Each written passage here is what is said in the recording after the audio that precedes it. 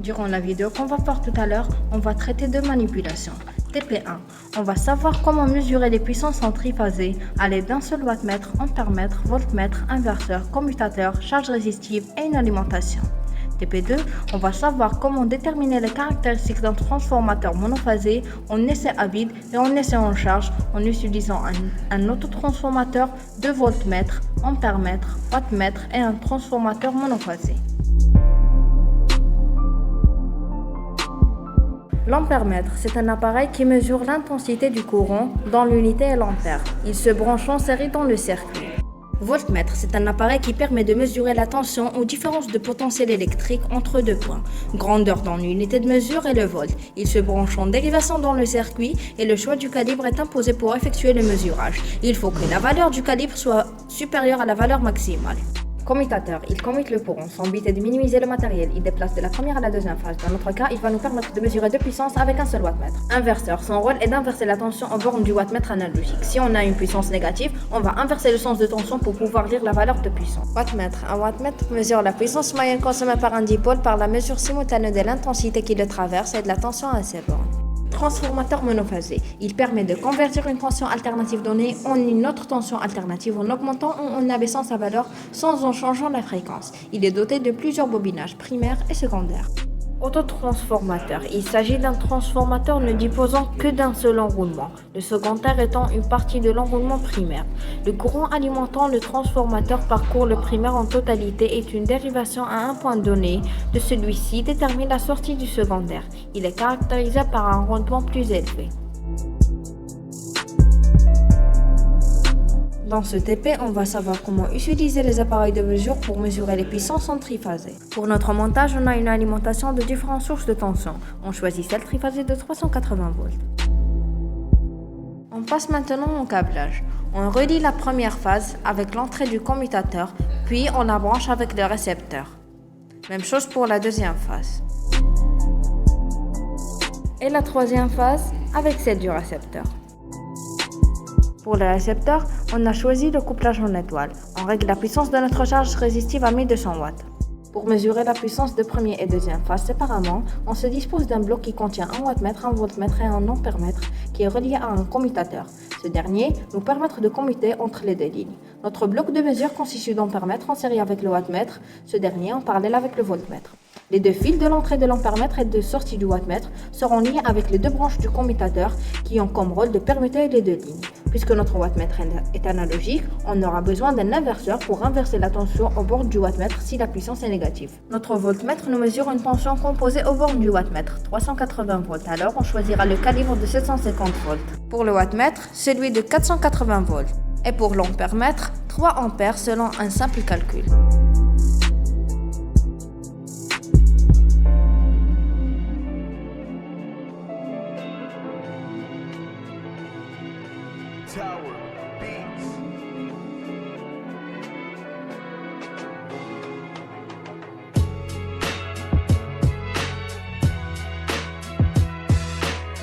Lors de la manipulation, on a obtenu les mêmes valeurs de puissance P23 et P13.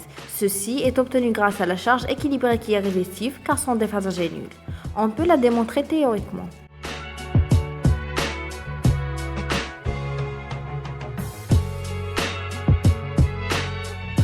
Dans ce TP, on va savoir comment déterminer les caractéristiques d'un transformateur à l'aide des appareils de mesure. Pour alimenter ce montage, on aura besoin d'une source alternative de 380 volts. On la prendra entre deux phases, c'est une tension composée. Et on utilise un autre transformateur pour varier la tension d'onde. Pour l'essai à vide, on branche le voltmètre en parallèle avec l'autotransformateur la source. Et on met un shunt entre l'entrée de tension et l'entrée du courant du wattmètre.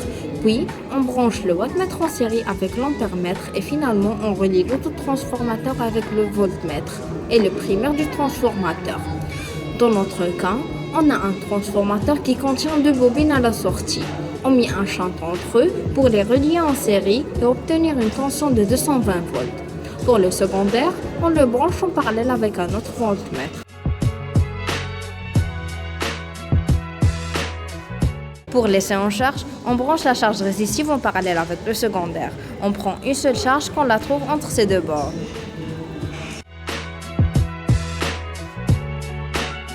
À l'aide de la plaque signalétique du transformateur, on peut prévoir les valeurs des courants I1N et I2N. On prend S1 est égal à S2 avec S2, c'est la puissance qui est sur la plaque signalétique. S2 est égal à 1000 volts ampères.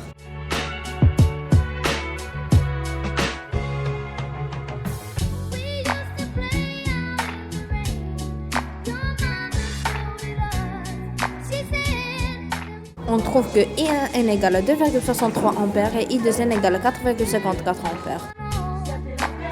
Réglage du calibre. Le premier voltmètre à 750 volts car l'entrée du transformateur on a une tension de 380 volts.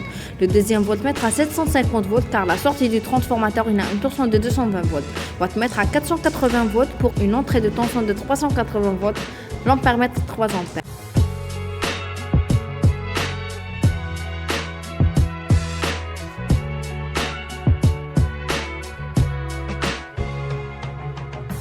Finalement, on a pu réussir le travail demandé par notre prof Monsieur Boulel qui sert à mesurer les puissances centriphasées en n'utilisant qu'un seul wattmètre, ça d'une part.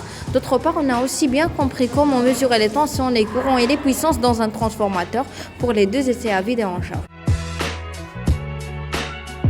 Toute l'équipe de TP tient à remercier Monsieur Boulel qui nous a donné l'opportunité de réaliser ce travail avec lequel on a mieux compris comment utiliser les appareils de mesure pour différentes applications.